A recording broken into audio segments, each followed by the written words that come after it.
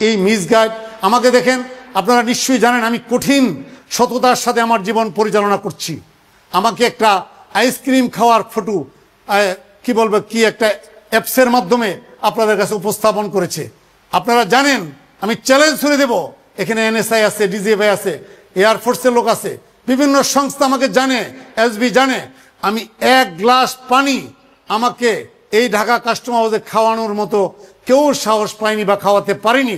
আমি অত্যন্ত কঠিনভাবে আমার জীবন পরিচালনা করি, আমি অত্যন্ত সততার সাথে আমার জীবন পরিচালনা করি, যার প্রেক্ষাপটে আপনারা জানেন আমাকে world customs organization Brussels Belgium থেকে 186টা কান্ট্রি নিয়ে গঠিত সেই সংস্থা থেকে আমাকে সার্টিফিকেট অফ মেরিট আমাকে প্রদান করেছেন এই বছর জানুয়ারি মাসে।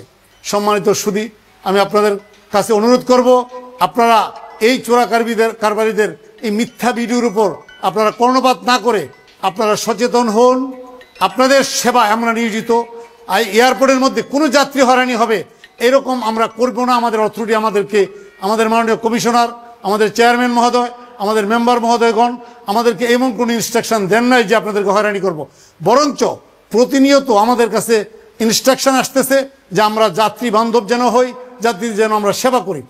আর যাত্রীর পাশাপাশি যে সমস্ত চোরা কারবারিরা মিশ্রিত হয়ে আমরা যাত্রীদেরকে কষ্ট দেয়, আমরা তাদেরকে ধরার জন্য চেষ্টা করতেছি।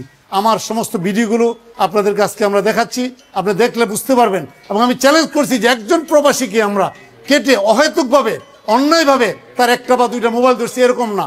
আমরা দেখছি 15টা মোবাইল, 100 মোবাইল, 50টা মোবাইল, 70টা মোবাইল, কয়েকশো মোবাইল, শত শত মোবাইলের সিগারেটের কার্টুন, হ্যাঁ, লক্ষ লক্ষ শলাকার সিগারেট, প্রচুর পরিমাণে কসমেটিক্স, যার কারণে বাংলাদেশের প্রসাধনিক যে সমস্ত ইন্ডাস্ট্রিগুলি বন্ধ হয়ে যেত, সেটা আমি গত 24 মাস আমি যাবৎ প্রায় এখানে আমি কর্মরত। এর মধ্যে স্পেশাল টিমে আসি প্রায় দীর্ঘদিন যাবৎ।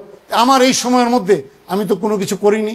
তো আপনারা নিশ্চয়ই জানেন আমাকে দিয়ে আইসক্রিম খাওয়াচ্ছে, হ্যাঁ, তো সেই আইসক্রিম তো আমি খাইনি। এটাকে কিভাবে মিথ্যা প্রোপাগান্ডা সাজাচ্ছে আপনাদের কাছে। তো আর আপনারা অনেকেই শিক্ষিত লোক, আপনারা দেখতে পাচ্ছেন। আপনাদের কাছে আমার অনুরোধ, একটা রাষ্ট্রকে ক্ষতিগ্রস্ত করার জন্য এই চক্র কাজ করতেছে। আমার বিশ্বাস ইনশাআল্লাহ তারা কিছু করতে পারবে না। আর যদি দুনিয়াতে তারা এটা করে আমাকে সাময়িকভাবে আমার মান সম্মান ক্ষুণ্ণ করতে চায়, তবে তারা মনে রাখবেন সে যে ধর্মেরই হোক না কেন, আল্লাহ পাক তাকে কাল কিয়ামতের ময়দানে আমার এই বিষয়ের জন্য তাকে জবাবদিহির কাতারে দাঁড় করাবেন।